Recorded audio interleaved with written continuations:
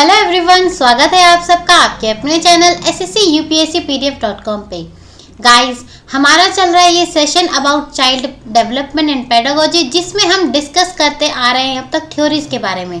हमने इससे पहले हमने कोलबर्ग की थ्योरी के बारे में भी पढ़ा है, हमने एरिक्सन की थ्योरी के बारे में भी पढ़ा है, और अभी थ्योरीज के ही टॉपिक को कंटिन्यू करते हुए आज हम पढ़ेंगे पियाजे की थ्योरी के बारे में। कि पियाजे ने कॉग्निटिव डेवलपमेंट की जो थ्योरी दी थी उसमें उन्होंने बच्चों के डेवलपमेंट के बारे में क्या चीज़ें बताई और एजुकेशन में किस तरीके से उनकी थ्योरी का इस्तेमाल किया गया ताकि हमारे एजुकेशन को एक बेहतर तरीके से बच्चों के लिए रिप्रेजेंट किया जा सके। तो आज हम इसी के बारे में डिटेल में पढ़ेंगे और एंड में बच्चों इसी से रिलेटेड कुछ क्वेश्चंस भी डिस्कस करेंगे कि किस तरीके से टॉपिक से निकल के एग्जाम में क्वेश्चन बनते हो, चाहे वो आपके सीटेट लेवल पे कह लो, कोई भी टेट लेवल हो स्टेट का, या फिर आप किसी पीआरटी एग्जाम के लिए अपेयर कर रहे हैं। तो हर एक चीज़ के लिए ये डाटा एकदम एप्ट है। और अगर कोई आज हमारे साथ जो नए बच्चे जुड़े हैं उनको मैं बता दूं कि बच्चों हम अपना पूरा फ्री कोर्स प्रोवाइड कर रहे हैं टीचिंग एग्जाम से रिलेटेड, और हमारी एक वीडियो है जिसमें हमने सारा कुछ डिटेल में बताया है उस फ्री कोर्स से रिलेटेड कि क्या क्या चीज़ें हम आपको प्रोवाइड करेंगे। तो आपको लिंक जो है नीचे डिस्क्रिप्शन बॉक्स में मिल जाएगा, आप वहाँ से उस वीडियो को विजिट कर सकते हैं। और हमारी बाकी पुरानी क्लासेस जो कि ऑलरेडी हो चुकी हैं इस टॉपिक पे, ये क्लास 6th है। तो चलो बच्चों, आज डिस्कस करते हैं पियाजे थ्योरी ऑफ कॉग्निटिव डेवलपमेंट, यानी कि पियाजे का संज्ञानात्मक विकास का सिद्धांत। सबसे पहले बच्चों, पियाजे जो है ये भी एक साइकोलॉजिस्ट थे जिन्होंने बच्चों के माइंड से रिलेटेड एक थ्योरी डेवलप की। इससे पहले जो है वो और भी साइकोलॉजिस्ट के साथ काम कर चुके थे जिन्होंने बच्चों के इंटेलिजेंस को नापने के लिए, मापने के लिए, मेजर करने के लिए अलग अलग इंस्ट्रूमेंट बनाए थे। लेकिन पियाजे कहीं ना कहीं उनकी थ्योरी से सेटिस्फाइड नहीं थे कि सिर्फ बच्चे की इंटेलिजेंस को आप ऐसे ही नहीं मेजर कर सकते। एक बच्चे की जो इंटेलिजेंस है, जो मेंटल, जो मानसिक विकास है, वो टाइम के साथ होता है। ज़रूरी नहीं कि बस 10 साल तक जितना उसका मेंटल विकास होना था हो गया, उसके बाद भी उसके माइंड में जो है वृद्धि यानी कि डेवलपमेंट, ग्रोथ हो सकती है। तो अलग अलग एजेस में बच्चे के कॉग्निटिव डेवलपमेंट यानी संज्ञानात्मक विकास में अलग अलग चरण होते हैं जिसमें वो डेवलप करता है। उन्होंने बच्चों अपनी वाइफ के साथ मिलके अपने 3 बच्चों पर इस स्टडी को किया और अपने बच्चों पर की हुई स्टडी के मुताबिक उन्होंने अपनी ये थ्योरी बनाई, जिसको आज हम बोलते हैं पियाजे थ्योरी ऑफ कॉग्निटिव डेवलपमेंट। ये एग्जाम के पर्सपेक्टिव से बच्चों बहुत इंपॉर्टेंट टॉपिक है, क्योंकि एग्जाम में आपको पियाजे से क्वेश्चन देखने को मिलेगा ही मिलेगा। चाहे आप किसी भी टेट की बात कर ले या फिर आप किसी भी टीचर रिक्रूटमेंट के जो पीआरटी लेवल पे जो एग्ज़ाम होते हैं उनकी बात कर ले, पियाजे आपके लिए एक बहुत इम्पॉर्टेंट टॉपिक है। तो आपको बहुत अच्छे से समझना है इस टॉपिक को कि पियाजे ने कौन कौन से लेवल बताए हैं और हर एक लेवल में बच्चे के मानसिक विकास में क्या क्या चीज़ें आती हैं, क्या क्या डेवलपमेंट उसमें एज के साथ होती है। ये सारे कॉन्सेप्ट आपको बहुत ध्यान से समझने हैं, ठीक है। तो चलिए स्टार्ट करते हैं। अब हम बात कर रहे हैं बच्चों कॉग्निटिव डेवलपमेंट की। तो सबसे पहले कॉग्निटिव डेवलपमेंट होता क्या है ये चीज़ भी जाननी ज़रूरी है। अगर जिन्होंने हमारी पुरानी क्लास देखी है तो मैंने कॉग्निटिव डेवलपमेंट का एस्पेक्ट भी आपको जो है समझाया था कि कॉग्निटिव डेवलपमेंट बच्चों रिलेट करता है जितनी भी हमारी माइंड से रिलेटेड चीज़ें, हमारा मानसिक विकास, जिन कामों को करने में हम अपना दिमाग, हम अपना ब्रेन, माइंड यूज़ करें, उन चीज़ों से हमारा कॉग्निटिव डेवलपमेंट होता है, यानी कि संज्ञानात्मक विकास होता है। तो इसी के ऊपर पियाजे ने अपनी थ्योरी बनाई है कि किस तरीके से बच्चे के अंदर डेवलपमेंट होता है, उसके माइंड में, उसके मेंटल चीज़ों में। अब बच्चों पियाजे ने क्या बोला कि डेवलपमेंट बच्चों के अंदर एक प्रोसेस के, एक प्रक्रिया के थ्रू होता है। अब वो प्रक्रिया को कहते हैं हम बच्चों एडेप्टेशन। एडेप्टेशन का मतलब होता है जिस एनवायरनमेंट में आप रह रहे हैं उसके साथ आप अच्छे से इंटरैक्ट करें, यानी अच्छे से मेल करें, जब तक आप अपने वातावरण के साथ अच्छे से इंटरैक्ट नहीं करेंगे, आपके अंदर डेवलपमेंट पूरी तरीके से नहीं हो सकती है। तो पियाजे ने बोला कि एडेप्टेशन बच्चों के अंदर दो तरीके से आती है। पहली चीज़ है एसिमिलेशन और दूसरी चीज़ है अकोमोडेशन। एसिमिलेशन यानी अनुकूलन और अकोमोडेशन यानी कि निवास। अब बच्चों, एसिमिलेशन का मतलब होता है कि अगर सपोज मान लो मेरे पास कोई इन्फॉर्मेशन है, इन्फॉर्मेशन इन द सेंस कि मुझे पता है कि कोई चीज़ ऐसे होती है। जैसे कि सपोज हम बच्चों को, छोटे बच्चों को क्या सिखाते हैं, बेड पे लिटा के बोलते हैं उन्हें पैरों से ऐसे साइकिल चलाओ, पैर अपने घुमाओ। तो बच्चे के अंदर एक ही इन्फॉर्मेशन स्टोर हो गई कि पैरों को देखो ऐसे घुमाते हैं। अब ये एक इन्फॉर्मेशन उसके अंदर आ गई। आगे जाके हम जब उस बच्चे को वास्तविक में यानी कि असलियत में जब हम उसे साइकिल चलाना सिखाएंगे, तो वो अपनी इस इन्फॉर्मेशन का यूज़ करेगा वहाँ पे जाके साइकिल चलाने में। तो यानी कि एसिमिलेशन का मतलब होता है पहले से आपको जो चीज़ आती है, जो इन्फॉर्मेशन पहले से आपके पास है, उस इन्फॉर्मेशन को, उस नॉलेज को आगे जाके किसी और नई प्रक्रिया में, किसी और नई नॉलेज में जाके यूज़ करना। अब सपोज जैसे कि हमने बच्चे को सिखाया कि बच्चे देखो ये एक डॉग है, ठीक है। डॉग के जो है 4 पैर होते हैं, उसके 2 कान होते हैं, उसकी 2 आंखें होती हैं, तो बच्चा समझ गया ये डॉग है। उसके बाद बच्चे ने एक दिन कैट को देखा, लेकिन बच्चे ने तो क्या सीखा है कि जिसके 4 पैर होते हैं, एक पूंछ होती है, 2 कान होती है, 2 आँख होती है, तो वो होता है डॉग। तो बच्चा आगे जाके कैट को भी डॉग ही बोलेगा। तो इसको बोलते हैं बच्चों एसिमिलेशन। यानी कि पहले से उसके पास जो इन्फॉर्मेशन थी, उसने अपनी उस इन्फॉर्मेशन का यूज़ आगे जाके एक नई सिचुएशन में किया। इसको बोलते हैं एसिमिलेशन। तो बच्चों, एसिमिलेशन हो गया फिटिंग ओल्ड स्कीमा इन न्यू सिचुएशन। स्कीमा का मतलब बच्चों होता है इंफॉर्मेशन, यानी कि कोई भी नॉलेज अगर आपके पास है, अपनी पुरानी किसी भी ज्ञान को नए वातावरण में, नई परिस्थिति में जब आप इस्तेमाल करते हैं, तो उसको बोलते हैं अनुकूलन। स्कीमा का मतलब मैंने आपको बताया, स्कीमा का मतलब होता है नॉलेज, इन्फॉर्मेशन जो आपके पास पहले से है। तो अब आपको क्लियर हो गया होगा एसिमिलेशन का मतलब है अपनी पुरानी किसी नॉलेज को यूज़ करना एक नई सिचुएशन में। इसके बाद जो एडेप्टेशन के अंदर दूसरा प्रक्रिया उसने बताई है वो होता है अकोमोडेशन। अकोमोडेशन का मतलब होता है जो भी आपके पास पुरानी नॉलेज है, अगर वो गलत है तो उसे हटा के वहाँ पे नई नॉलेज को लाना, यानी कि replacing old schema with new schema. अब जैसे कि मैंने आपको यहाँ पे क्या बताया था बच्चों कि यहाँ पे उसने बोला ये डॉग है, जब इसने इसको भी देखा इसने बोला डॉग है, लेकिन जब हम आगे जाके समझाएंगे बच्चों को कि देखो वो डॉग था, लेकिन ज़रूरी नहीं है कि जिस भी जानवर के 4 पैर हैं, 2 कान हैं, 1 पूंछ है वो डॉग ही हो, वो दूसरा जानवर भी हो सकता है। तो यहाँ पे उस बच्चे ने समझा कि हाँ ये तो डॉग था लेकिन इसे हम कैट कहते हैं। तो उसने क्या किया, अपनी पुरानी इंफॉर्मेशन को हटा के उसने यहाँ पे नई इंफॉर्मेशन को यूज़ किया, और इसी को बोलते हैं अकोमोडेशन, यानी कि पुराने स्कीमा को हटा के नए स्कीमा को लाना। अपनी जो भी पुरानी आपके पास ज्ञान है उस ज्ञान को हटा के उसकी जगह नए ज्ञान को सम्मिलित करना, उसको कहते हैं निवास। और यहाँ पे जब बच्चा एसिमिलेशन और अकोमोडेशन, अनुकूलन और निवास में बैलेंस बनाना सीख जाएगा, संतुलन बनाना सीख जाएगा, तो उस चीज़ को बोलते हैं इक्विलिब्रेशन, यानी कि संतुलन बनाना। और जब ये संतुलन बनाना, जब इक्विलिब्रेशन बच्चे के अंदर आ जाएगा, तो उस बच्चे का कॉग्निटिव डेवलपमेंट यानी कि उसका संज्ञानात्मक विकास होने लगेगा। यहाँ से आपको बच्चों क्या याद रखना है कि एडेप्टेशन प्रोसेस के द्वारा जो है उनका मानसिक विकास होता है।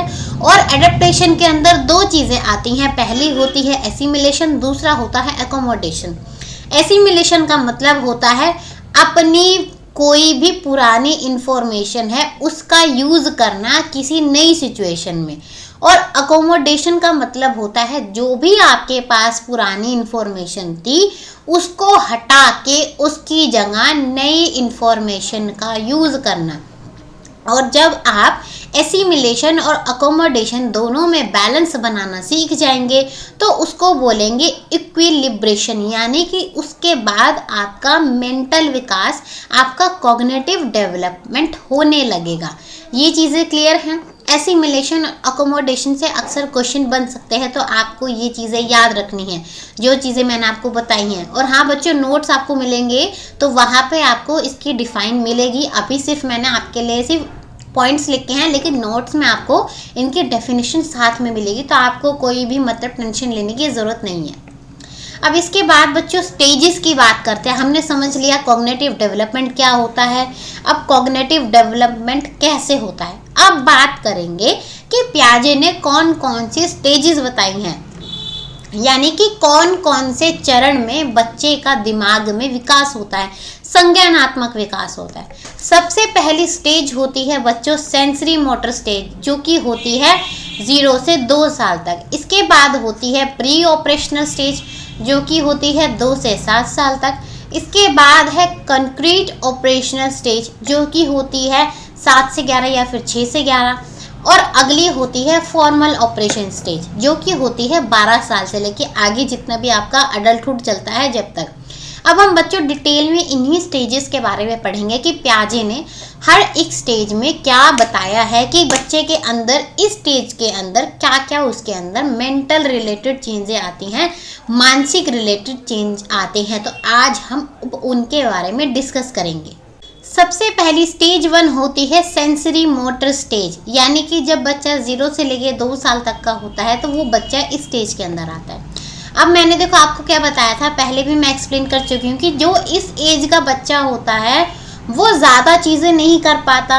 उसके जो है सिर्फ या तो उसके सेंसेस काम करते हैं या फिर रिफ्लेक्सेस, यानी उसके हाथ पैर काम करते हैं। इससे ज़्यादा ना तो वो बोल सकता है, ना कोई चीज़ें एक्सप्लेन कर सकता है, तो वो उसके अंदर ये चीज़ें नहीं होती है। वो ज़्यादातर जो है हमारे साथ किस तरीके से इंटरेक्ट करेगा, अपने रिफ्लेक्सेस के कोऑर्डिनेशन से। रिफ्लेक्सेस होता है मतलब बच्चों जो भी वो चीज़ें सीखता है, हाथ पैर चलाना जो सीखता है उसको बोलते हैं रिफ्लेक्सेस। अब कैसे आप समझेंगे इसे रिफ्लेक्सेस को, कि एक बच्चा देखो सबसे पहले जो है सक करना सीखता है, यानी कि दूध पीना, चाहे वो अपनी मम्मा का दूध पी रहा है चाहे वो बॉटल से पी रहा है। फिर अपनी उसी चीज़ को, उसी रिफ्लेक्स को यूज़ करके जो है वो अंगूठा चूसना स्टार्ट करता है। फिर अपनी उसी चीज़ को और आगे डेवलप करके वो अपने हाथों से चीज़ों को पकड़ना सीखता है। अब आप देख रहे हैं यहाँ पे इसके रिफ्लेक्सेस का डेवलपमेंट हो रहा है। पहले दूध पीना सीखा, फिर अंगूठा चूसना सीखा, फिर हाथ पैर मारना सीखेगा और फिर चीज़ों को होल्ड करना, उन्हें झपटना सीखेगा। तो इसी को बोलते हैं बच्चों कोऑर्डिनेशन ऑफ रिफ्लेक्सेस, कि इस एज में बच्चे जो है अपने रिफ्लेक्सिक्स को, यानी कि अपने जितने भी समवय होते हैं उनको सजग करता है, यानी कि कोऑर्डिनेट करता है। इसके बाद ये पॉइंट मैंने आपको एक्सप्लेन कर दिया कि अपने सेंसेस के और रिफ्लेक्सेस के थ्रू वो काम करता है। अब यहाँ पे वो बच्चा जो है वो सिंबल्स का मतलब होता है बच्चों लैंग्वेज का। एक तरीके से इस बच्चे को जो है लैंग्वेज का यूज़ करना प्रॉपर नहीं आता। वो हमें बोल के नहीं समझा सकता कि उसे क्या चीज़ चाहिए या उसे क्या नीड है। वो बस अपने रिफ्लेक्सिक्स से या फिर अपने सेंसेस यानी कि इंद्रियों से ही वो ज़्यादातर हमें बताता है कि अब उसे क्या चाहिए। जैसे उसे जब दूध चाहिए होगा तो वो रोएगा, उसे नींद आ रही होगी तो भी वो रोएगा, उसे कोई चीज़ अच्छी लगेगी तो वो हंसेगा, खुश होगा, खेलेगा। तो इसी तरीके से वो अपने इशारों से हमें चीज़ें बताता है। अब यहाँ पे अगर आपको याद हो तो ऑब्जेक्ट परमानेंस के बारे में मैं आपको पहले क्लास में बता चुकी हूँ। तो ये जो क्वेश्चन है बच्चों ऑब्जेक्ट परमानेंस का बहुत इम्पॉर्टेंट है, क्योंकि ज़्यादातर यहाँ से जो क्वेश्चन बनता है वो ऑब्जेक्ट परमानेंस से बनता है। अब क्या होता है बच्चों कि एक बच्चा जो है उस एज में उसको लगता है कि जो चीज़ मेरे सामने है सिर्फ वो ही चीज़ है असलियत में। अगर मेरा खिलौना, अगर मेरी मम्मी मेरे सामने है तो ठीक है, लेकिन अगर मेरे आँखों के सामने से मेरा खिलौना या मेरी माँ चली गई तो यानी कि अब वो चीज़ है ही नहीं। शुरुआत में बच्चे के अंदर ये बात होती है, लेकिन जैसे जैसे उसकी मंथ बाय मंथ एज बढ़ती है तो उस बच्चे को समझ आता है कि ज़रूरी नहीं है कि अगर कोई चीज़ मेरी नज़रों के सामने नहीं है तो वो इस दुनिया से ख़त्म हो गई। जैसे कि हमने बच्चे को कोई टॉय दिखाया, फिर हमने उसे छिपा दिया, उस बच्चे को समझ आ गया कि अभी अगर वो टॉय मेरे सामने नहीं है, शायद वो कहीं छिपा दिया या फिर शायद वो कहीं और रखा है, इसका मतलब ये नहीं है कि वो टॉय जो है ख़त्म हो गया। इसी को बोलते हैं ऑब्जेक्ट परमानेंस, यानी कि वस्तु स्थायित्व। यानी कि अगर कोई चीज़ नज़रों के सामने नहीं है, इसका मतलब ये नहीं है कि वो गायब हो चुकी है, वो ख़त्म हो चुकी है। इसके बाद यहाँ पे जो बच्चे हैं वो इमिटेट करना, यानी कि दूसरों का मतलब जो है एक्टिंग करना एक तरीके से सीखते हैं। मतलब अगर कोई हम उसे यूँ करेंगे डिशुम डिशुम तो वो डिशुम डिशुम करेगा, अगर उसे हम जीभ चिढ़ाएंगे तो वो हमें जीभ चिढ़ाएगा, अगर हम उसे क्लैपिंग करके दिखाएंगे तो वो हमें कॉपी करके क्लैपिंग करेगा। तो यानी इस एज में जो बच्चा है वो दूसरों का अनुकरण करता है, यानी इमिटेट करता है, दूसरों को कॉपी करने का ट्राई करता है।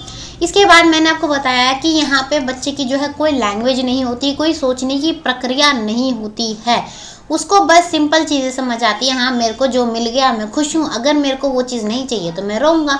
यानी कि ना तो लैंग्वेज है ना ही कोई सोचने की प्रक्रिया है उसके पास। फर्स्ट स्टेज के अंदर आपके पास ये डेवलपमेंट आती हैं बच्चे के अंदर। यहाँ तक क्लियर है? अगर कोई भी चीज़ समझ नहीं आ रहा है तो बच्चों बताना, ठीक है। इसके बाद बात करेंगे स्टेज 2 की। स्टेज 2 होता है बच्चों प्री ऑपरेशनल स्टेज, यानी कि पूर्व अवस्था। अब बच्चों पियाजे ने जो प्री ऑपरेशनल स्टेज है उसको 2 हिस्सों में बांटा है। उसमें पहला हिस्सा है प्री कॉन्सेप्चुअल स्टेज और दूसरा होता है इंट्यूटिव स्टेज, जिसके बारे में हम इसके बाद पढ़ेंगे। तो सबसे पहले पढ़ते हैं प्री कॉन्सेप्चुअल एज के बारे में, यानी कि पूर्व वैचारिक चरण। अब इस एज में बच्चा क्या सीखता है? इसमें बच्चा क्लासीफाई करना सीख जाता है, यानी कि ये मेरी मम्मा है, ये मेरे पापा हैं, ये मेरे दादा हैं, ये दादी है, नानी है, मासी है।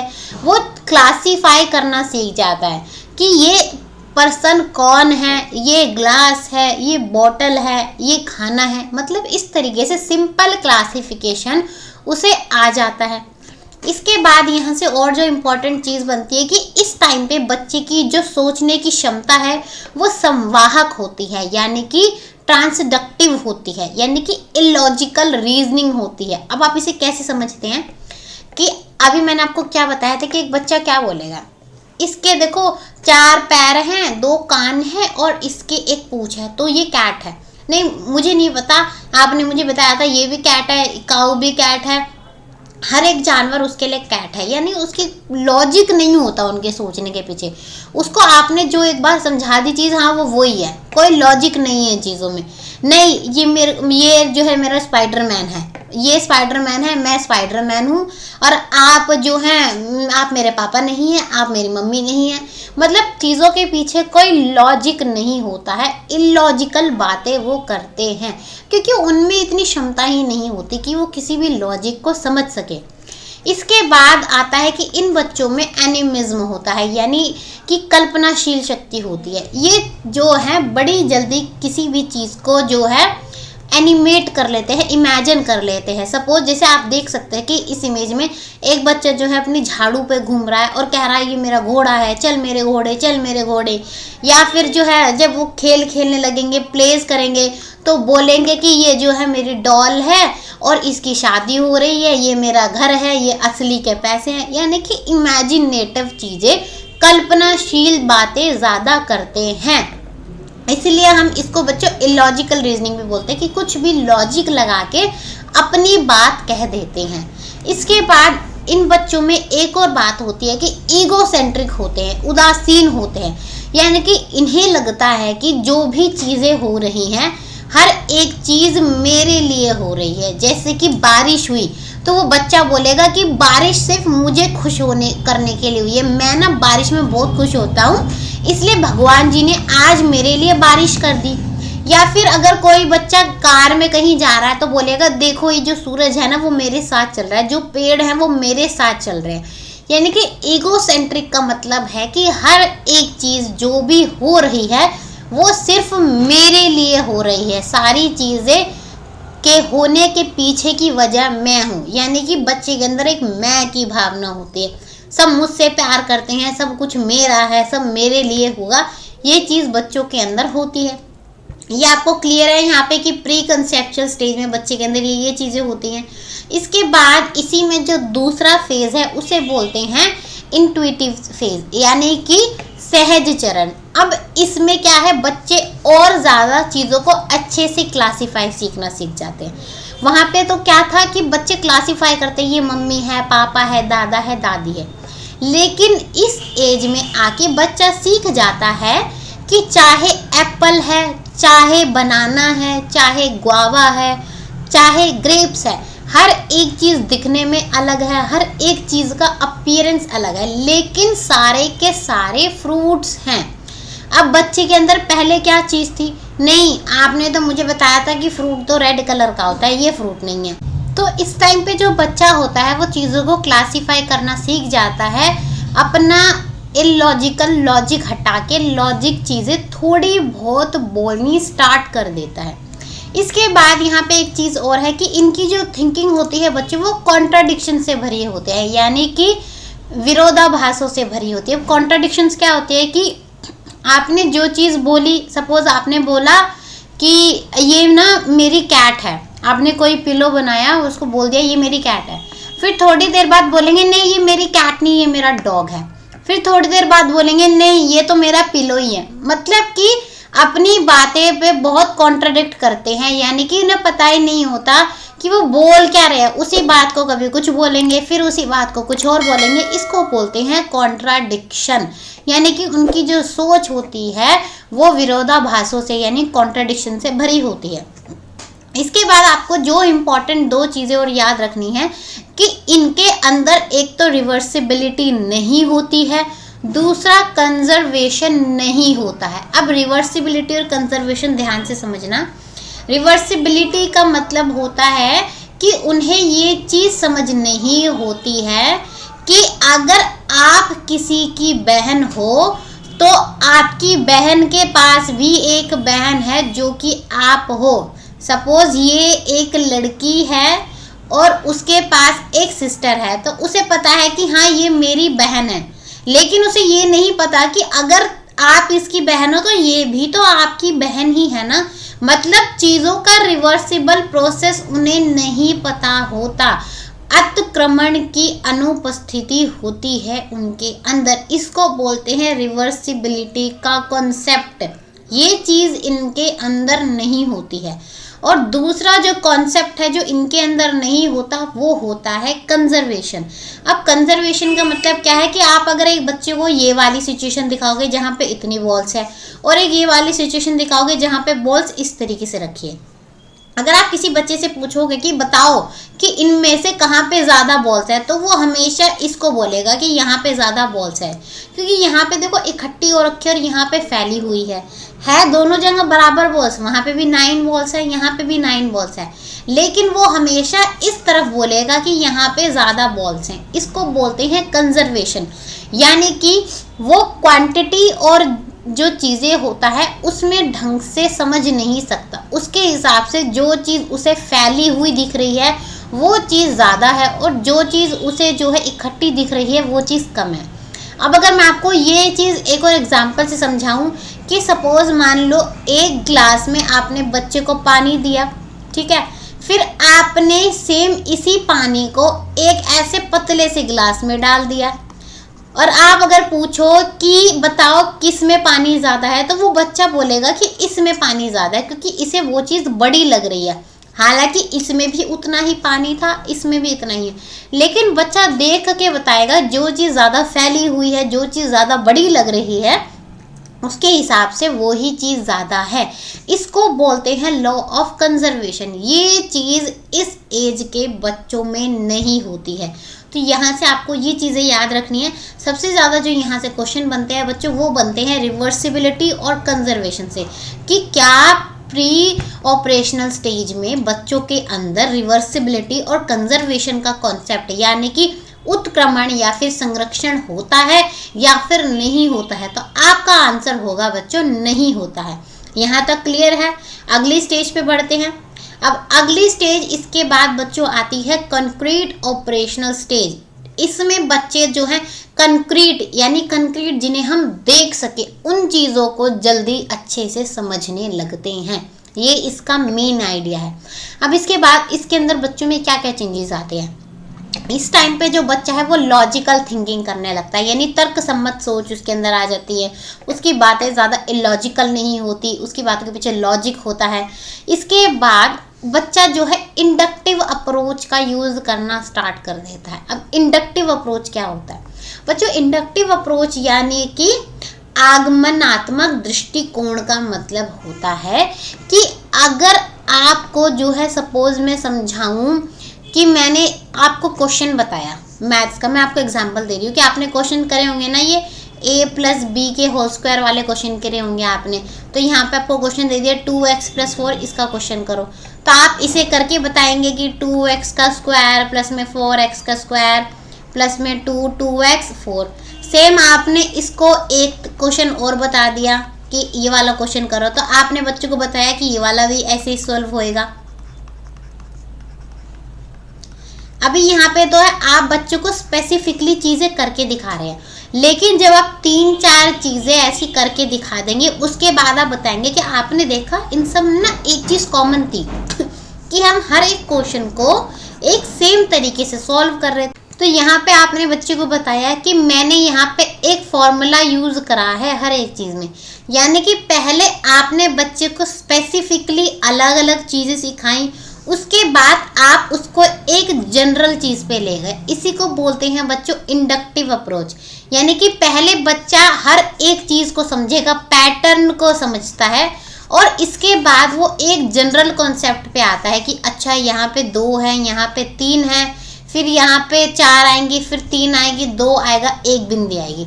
मतलब एक कॉन्सेप्ट को समझता है कि हर एक चीज़ में क्या चीज़ कॉमन निकल रही है, फिर इसके बाद एक रूल बना लेता है। इसी को बोलते हैं इंडक्टिव अप्रोच, यानी कि स्पेसिफिक बात से जनरल बात पे आना, इसको बोलते हैं इंडक्टिव अप्रोच। ये चीज़ आगे जाके उस एज में बच्चे के अंदर आ जाती है, वो इंडक्टिव अप्रोच का यूज़ करने लगता है।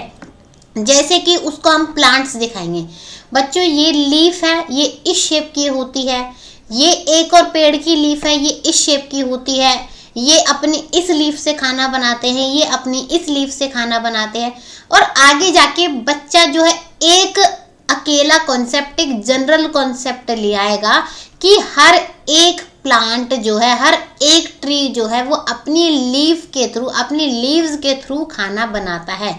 यानी कि स्पेसिफिकली आपने पहले उसको अलग अलग चीज़ें समझाई और फिर उन सब चीज़ों में से जो एक कॉमन कॉन्सेप्ट निकलता है वो आपने बताया कि जनरल बात ये है। इसको बोलते हैं इंडक्टिव अप्रोच। बच्चा इस टाइम पे इंडक्टिव अप्रोच करने लगता है।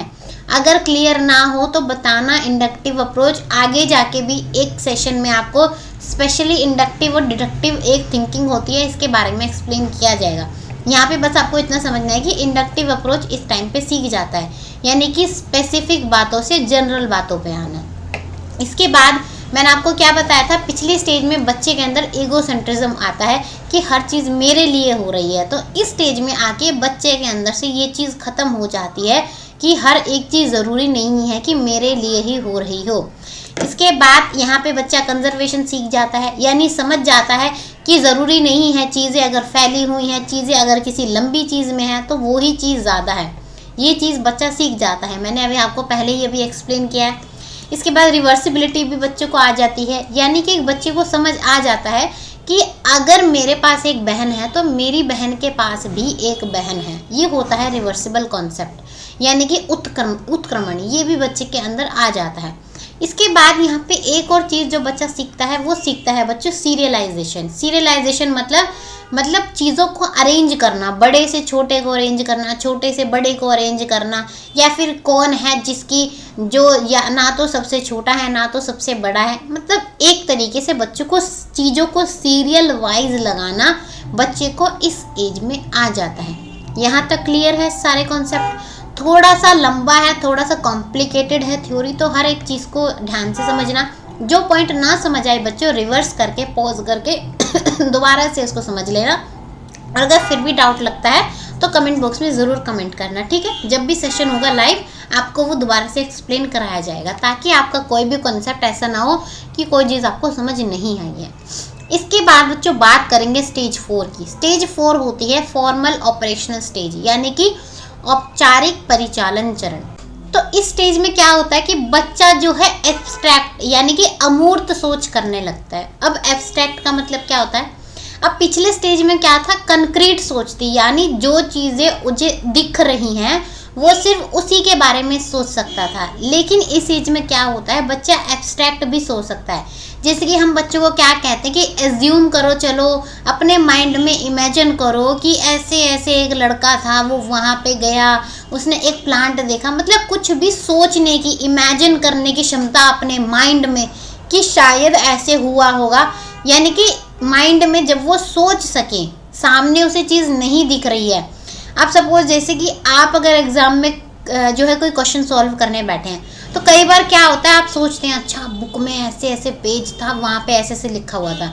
अब सामने आपकी बुक नहीं है, लेकिन आपके माइंड में कहीं ना कहीं आपकी बुक चल रही होती है, तो उसी को बोलते हैं एब्स्ट्रैक्ट थिंकिंग। यानी कि जो चीज़ आपके सामने नहीं है फिर भी आप उस चीज़ के बारे में सोच सकते हैं। तो बच्चा इस एज में एब्स्ट्रैक्ट थिंकिंग करने लगता है। इसके बाद उसकी थिंकिंग हाइपोथेटिकल हो जाती है, यानी कि काल्पनिक हो जाती है। सेम इसी तरीके से अगर आप किसी बच्चे को कोई भी प्रॉब्लम देंगे तो वो उस प्रॉब्लम के बहुत सारे सॉल्यूशंस बताएगा। सोच लेगा माइंड में, अच्छा इसको हम ऐसे भी सॉल्व कर सकते हैं, इसको हम ऐसे भी सॉल्व कर सकते हैं। और फिर वो सोचेगा जितने भी सॉल्यूशन उसने सोचे हैं, जितने भी हल उसने सोचे हैं, उनमें से सबसे बेस्ट सॉल्यूशन क्या है, मैं वो ही चीज़ करूँगा। अब जैसे कि सपोज मैं आपको एग्जांपल दूँ, एक नॉर्मल सा एग्जांपल कि मुझे शादी में जाना है। अब मैं कौन सी ड्रेस पहनूँ? मेरे पर रेड वाली ड्रेस भी है, ब्लू भी है, ग्रीन भी है, ऑरेंज भी है, कौन सी ड्रेस सोचूं? इनमें से मैं एक पहन सकती हूँ। इसने बहुत सारे सॉल्यूशंस निकाल लिए एक प्रॉब्लम के कि कौन सी ड्रेस पहननी है। फिर वो उन सारे सॉल्यूशन में से एक मैं सॉल्यूशन सोचूंगी, अच्छा ये 4 ड्रेसेस हैं, लेकिन सबसे बेस्ट ड्रेस कौन सी होगी मेरे लिए? सबसे बेस्ट ड्रेस है अच्छा रेड वाली। तो एक सॉल्यूशन निकाल लिया, जो सबसे बेस्ट सॉल्यूशन था उसने निकाल लिया। इसी को बोलते हैं हाइपोथेसिस। यानी कि पहले आप एक प्रॉब्लम के अलग अलग सॉल्यूशन सोचते हैं, फिर उन सॉल्यूशंस में से सबसे बेस्ट सॉल्यूशन निकालते हैं, इसी को बोलते हैं हाइपोथेसिस। तो इस एज में बच्चे के अंदर हाइपोथेसिस आ जाता है।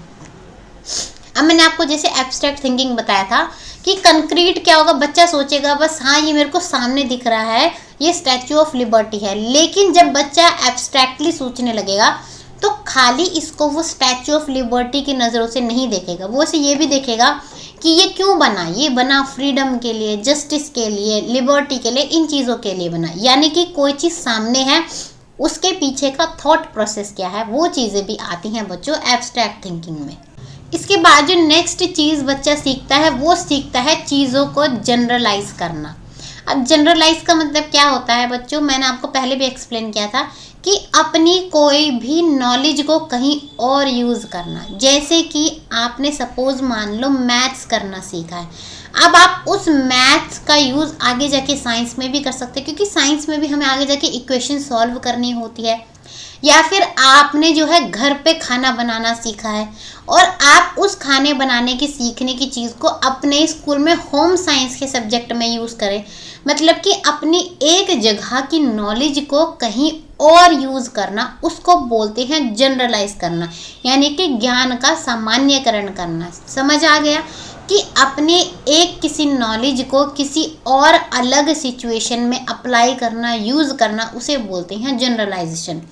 इसके बाद बच्चा यहाँ पे अनयूजुअल आइडियाज़ भी सोच सकता है, मतलब जो पॉसिबल नहीं है। जैसे हम बच्चे को बोले कि आप सपोज करो आपके पास आपके 4 भाई हैं। अब पहले बच्चा क्या बोलेगा छोटा, नहीं मेरा 4 भाई नहीं है, मेरा तो बस एक ही भाई है।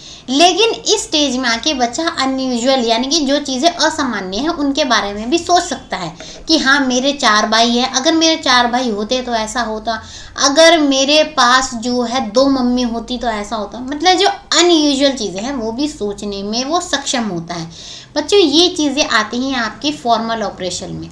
अब मैंने आपको यहाँ पे 4 स्टेजेस बताई। सबसे पहले बताई सेंसरी मोटर, जिसमें बच्चा अपने रिफ्लेक्सेस का यूज़ करके सीखता है, उसके पास लैंग्वेज नहीं होती है।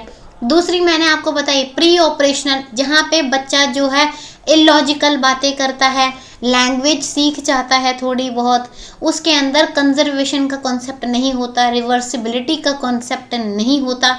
और इसके बाद मैंने आपको बताया कंक्रीट ऑपरेशनल, जहाँ पे बच्चा क्लासीफाई करना सीख जाता है, लॉजिकल बातें करना सीख जाता है, कंजर्वेशन सीख जाता है और रिवर्सिबिलिटी सीख जाता है। इसके बाद हमने डिस्कस कर गया फॉर्मल ऑपरेशनल, जिसमें बच्चा एब्स्ट्रैक्ट थिंकिंग करने लगता है, हाइपोथेटिकल करने लगता है, अनयूजुअल चीज़ें सोचने लगता है। मतलब इतनी सारी चीज़ें हमने डिस्कस कर लेंगे। अगर कोई भी चीज़ ना समझ आई हो तो ज़रूर कमेंट में बताना, ठीक है? हम डिस्कस करेंगे उसको बाद में फिर से। अब बच्चों एक बार देख लेते हैं कि किस तरीके से क्वेश्चंस बन के आते हैं एग्जाम में इस टॉपिक के ऊपर। अच्छा हाँ, इससे पहले एक चीज़ हो रहा है जो हमें डिस्कस करनी है कि एग्ज़ाम में एक चीज़ और पूछी जाती है कि पियाजे की थ्योरी से क्या क्या चीज़ें निकल के आई जिसको आगे जाके एजुकेशन में यूज़ किया गया। तो सबसे पहले बच्चों पियाजे की थ्योरी से हमने सीखा कि बच्चे जो हैं एक्सपेरिमेंट करने से सीखते हैं। यानी कि अगर हमने सिर्फ उन्हें बोल दिया कि देखो ये फ्लावर होता है, उसके अंदर ये उसके जो है अलग अलग पार्ट्स है, क्या सिर्फ बोलने से समझ जाएंगे? नहीं, हम एक फ्लावर को लेके उसको अलग अलग उसको निकाल के उसके एक एक पार्ट को समझाएंगे कि ये चीज़ ऐसे है, ये चीज़ ऐसे है। तो बच्चे जो है एक्सपेरिमेंट करने से ज़्यादा अच्छे से सीखते हैं, प्रयोग विधि से ज़्यादा अच्छे से सीखते हैं। इसके बाद हमें पता चला कि बच्चे को पहले हमें कंक्रीट चीज़ें यानी जो चीज़ें पहले सामने देखी जा सके पहले हमें उनका यूज़ करके सिखाना चाहिए। उसके बाद हमें एब्स्ट्रैक्ट थिंकिंग में जाना चाहिए, यानी कि जो चीज़ें वो सोच सकें, क्योंकि बच्चा छोटा जो होता है वो इतना सक्षम नहीं होता कि वो हर चीज़ के पीछे का थॉट प्रोसेस को समझ सके, हर चीज़ सोच सके। तो पहले छोटे बच्चों को चीज़ें समझानी चाहिए, जहाँ पे हम उन्हें चीज़ें दिखा के समझाएं, फिर आगे जाके धीरे धीरे हम उन्हें चीज़ें इमेजिन करके भी समझा सकते हैं। इसके बाद यहाँ से हमें एक चीज़ और समझ आई कि बच्चे की जो एजुकेशन होती है वो चाइल्ड सेंटर्ड होनी चाहिए। चाइल्ड सेंटर्ड एजुकेशन बहुत इम्पॉर्टेंट टॉपिक है। आपको एग्जाम में कहीं ना कहीं ये पूछने को मिलेगा कि बताओ एजुकेशन कैसी होनी चाहिए, तो आपकी बाल केंद्रित शिक्षा होनी चाहिए, यानी कि चाइल्ड सेंटर्ड होनी चाहिए। इसका मतलब आपकी जो भी एजुकेशन है, जो भी आपकी शिक्षण की विधि है वो बच्चे के हिसाब से ही होनी चाहिए। बच्चा हमेशा केंद्र होना चाहिए, सेंटर होना चाहिए आपके पढ़ाने का। इसके बाद यहाँ से हमें और जानने को मिला कि जो बच्चे का एजुकेशन है वो मैच्योरेशन लेवल से होना चाहिए, यानी कि जो 2 साल तक का बच्चा है उसके दिमाग के हिसाब से एजुकेशन होनी चाहिए। जो बच्चा 10 साल तक का है उसके दिमाग के हिसाब से एजुकेशन होनी चाहिए। जो बच्चा 15 साल तक का है उसके दिमाग के हिसाब से एजुकेशन होनी चाहिए। तो हर एक बच्चे का जो एजुकेशन है वो उसके मैच्योरेशन के लेवल के हिसाब से होना चाहिए। इसके बाद बच्चों हमें बच्चों को डिस्कवरी के मेथड से जो है पढ़ाना चाहिए, यानी कि जहाँ पे बच्चे खुद डिस्कवरी करें, खुद चीज़ों को खोजें। जैसे कि हम उन्हें जो है गार्डन में ले गए, क्या आप वहाँ पे मुझे देख के बताएंगे कि कितने तरीक़ों के पेड़ हैं वहाँ पे? तो बच्चा क्या बताएगा कि मैम वहाँ पे तो एक बहुत छोटा पेड़ भी था, एक वहाँ पे बहुत बड़ा पेड़ भी था, एक जो है मीडियम साइज़ का पेड़ भी था। तो यहाँ से बच्चे को क्या चीज़ क्लियर होएगी कि ज़रूरी नहीं है कि पेड़ कोई बहुत छोटा ही हो या फिर सारे पेड़ बड़े ही होते हैं। हर एक साइज़ में प्लांट एंड ट्रीज अवेलेबल हैं। तो इसे ही बोलते हैं डिस्कवरी लर्निंग मेथड, क्योंकि बच्चे जब खुद खोज करते हैं, खुद डिस्कवरी करते हैं तो बेहतर तरीके से सीखते हैं। इसके बाद बच्चों आपको एक और चीज़ याद रखनी है जो बहुत इम्पॉर्टेंट है कि एक टीचर जो है वो हमेशा फैसिलिटेटर होते हैं, यानी कि सूत्रधार होती है। हमारा काम बस बच्चों को गाइड करना होता है, बच्चों को सपोर्ट करना है। बट टीचर कभी भी एक इंस्ट्रक्टर नहीं होती है। अगर आपको ऐसा कोई भी क्वेश्चन देखने को मिले कि टीचर का रोल क्या होता है, तो आपका आंसर हमेशा फैसिलिटेटर होगा, यानी कि सपोर्टर, एक गाइडेंस देने वाला, ना कि कोई इंस्ट्रक्टर। तो टीचर का रोल हमें यहाँ से क्लियर हुआ कि टीचर एज अ फैसिलिटेटर काम करता है बच्चों के साथ।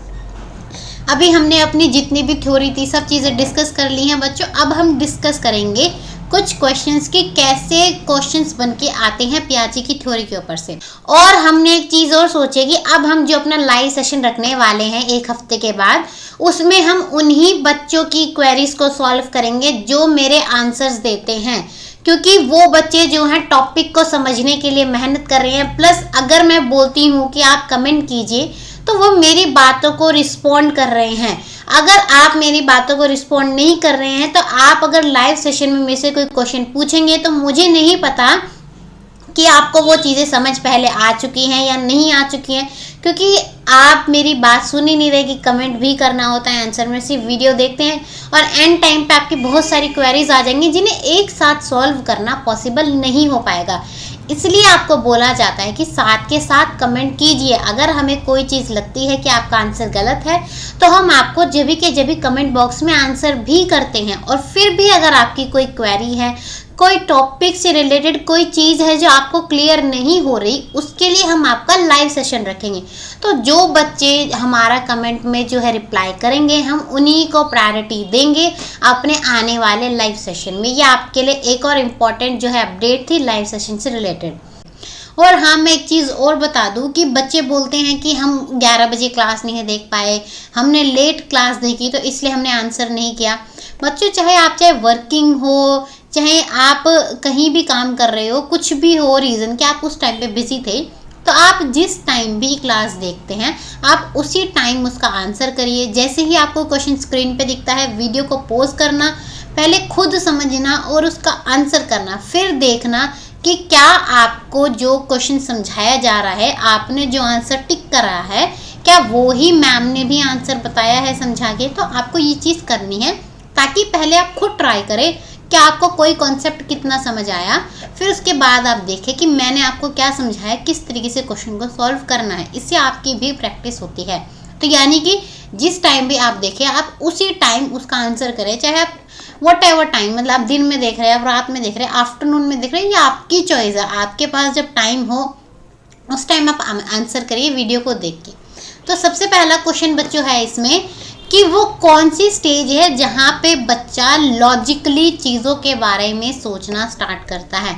अब आपको याद हो तो मैंने आपको समझाया था कि बच्चे के अंदर लॉजिक पहली स्टेज में नहीं आता, दूसरी स्टेज में नहीं आता, लेकिन तीसरी स्टेज यानी कि जो कंक्रीट ऑपरेशनल स्टेज होती है, ठोस परिचालन अवस्था होती है, उसमें बच्चा जो है लॉजिकली चीज़ों को सोचना शुरू कर देता है। तो वो कौन सा चरण है जिसमें बच्चा वस्तु और घटनाओं के बारे में तार्किक रूप से सोचता है? तो बच्चों आपका आंसर होगा कंक्रीट, क्योंकि प्री ऑपरेशनल में तो बच्चे के अंदर थॉट्स ही नहीं होते, मतलब इलॉजिकल रीजनिंग होती है। सेंसरी मोटर में थॉट्स नहीं होते, और जो फॉर्मल ऑपरेशनल होता है उसमें बच्चा जो है एब्स्ट्रैक्ट थिंकिंग करता है।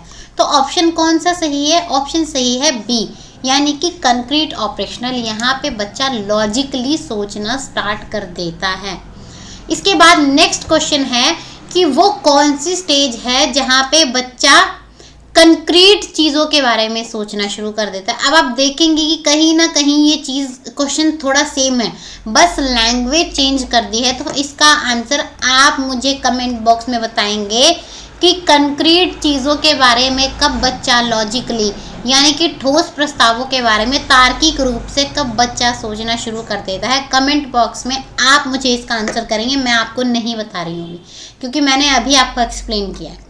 इसके बाद तीसरा क्वेश्चन है कि पियाजे से हमें क्या पता चला कि बच्चा पहली स्टेज में कैसे सीखता है। अब बताओ पहली स्टेज बच्चों कौन सी थी? पहली स्टेज होती है सेंसरी मोटर। सेंसरी मोटर के अंदर बच्चों के अंदर ना तो लैंग्वेज होती है ना थॉट्स होते हैं। तो बच्चा किस तरीके से सीखता है? बच्चा अपनी सेंसेस यानी अपने रिफ्लेक्सेस का यूज़ करके सीखता है, अपने इंद्रियों का यूज़ करके सीखता है। तो अब आपको कोई ऑप्शन दिख रहा है ऐसा यहाँ पे?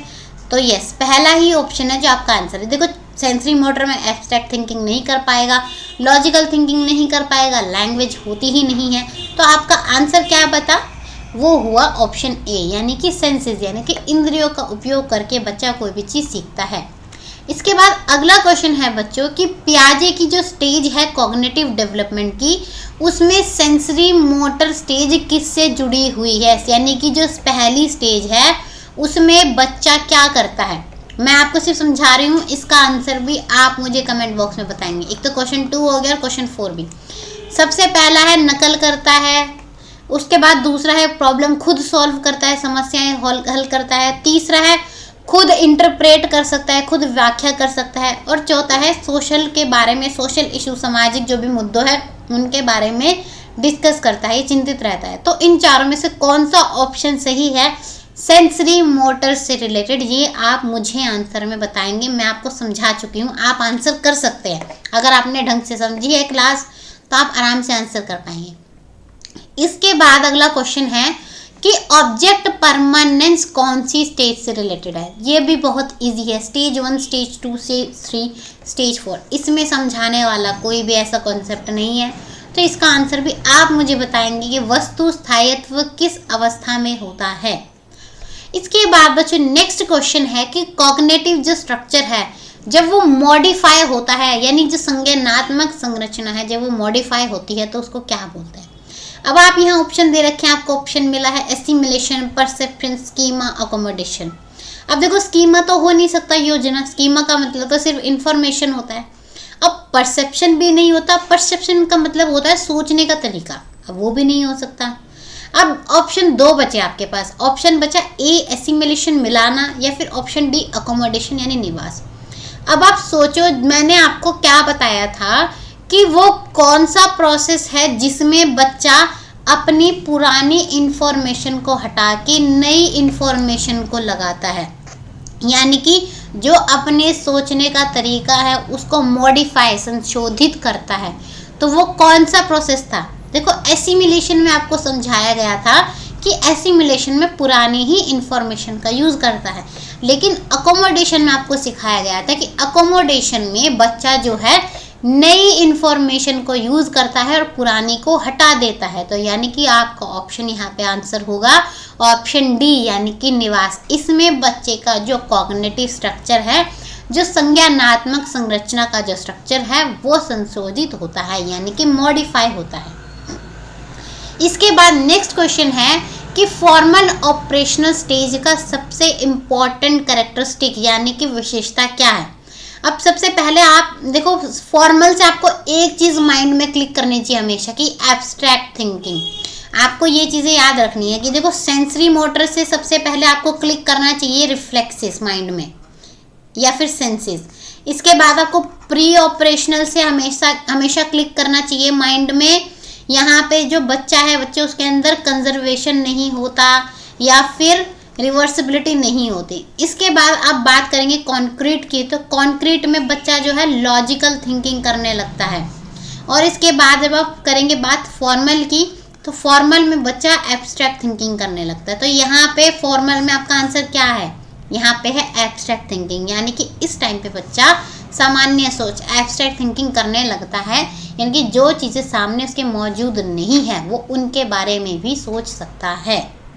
इसके बाद नेक्स्ट क्वेश्चन है कि सीता एक लड़की है, उसने दाल चावल को हमेशा जो है हाथ से खाना सीखा है। हैंड, यहाँ पे गलती प्रिंटिंग में हो गई है थोड़ी, कि हैंड से उसने जो है दाल चावल को खाना सीखा है, और जब उसके सामने दाल चावल दिया गया तो उसने दाल चावल को खाना शुरू कर दिया। तो बताओ, उसने जो दाल चावल खाए उसमें उसने क्या यूज़ किया? अब आप ध्यान से समझेंगे, उसने हमेशा से दाल चावल हाथ से खाना सीखा है, और जब उसको दाल चावल दिया गया तो उसने दाल चावल को खाना शुरू कर दिया। यहाँ से क्या समझ आई? उसके पास पहले से एक इन्फॉर्मेशन थी कि दाल चावल को खाते हैं, और जब उसको दाल चावल दिया गया तो उसने उसे खाना शुरू कर दिया, यानी कि अपनी पुरानी इन्फॉर्मेशन को उसने आगे आने वाली सिचुएशन में यूज़ किया। जब कोई भी पर्सन अपनी पुरानी इंफॉर्मेशन को आगे आने वाली सिचुएशन में यूज़ करता है तो बच्चों वो प्रोसेस होता है एसिमिलेशन। तो आपका आंसर यहाँ होगा आत्मसात, यानी कि एसिमिलेशन। यहाँ से क्लियर है, इसका आंसर है एसिमिलेशन। अभी यहाँ पे हमारा आज का जो टॉपिक है वो ख़त्म होता है। आगे और भी चीज़ें डिस्कस करेंगे अगली क्लास में, अलग अलग कॉन्सेप्ट CDP से रिलेटेड। और अगर कोई भी चीज़ ना समझ आई हो तो जो कमेंट ज़रूर करना। वीडियो अगर पसंद आती है तो लाइक करें, हमें पता चलता है कि हाँ आपको वीडियो पसंद आ रही है। और अगर वीडियो अच्छी लगती है तो वीडियो में प्लीज़ बताएं कि अगर आपको वीडियो अच्छी लग रही है। अगर कोई चीज़ बुरी लग रही है, कोई चीज़ समझ नहीं आ रही, तो वो भी चीज़ बताएं। हम पॉजिटिव और नेगेटिव दोनों रिव्यूज़ के लिए एकदम रेडी हैं, ताकि अगर कोई भी अगर नेगेटिव रिव्यू है तो हम उस पर वर्क कर सके, ताकि हम अपने बच्चों को एकदम बेस्ट लेवल की कंटेंट, बेस्ट लेवल की तैयारी करा सकें। और ज़्यादा से ज़्यादा वीडियो को शेयर करना, ताकि ज़्यादा से ज़्यादा बच्चों तक ये जो कंटेंट है वो पहुंच सके। तब तक के लिए बच्चों मिलते हैं अगले सेशन में। Goodbye and thank you for watching this session.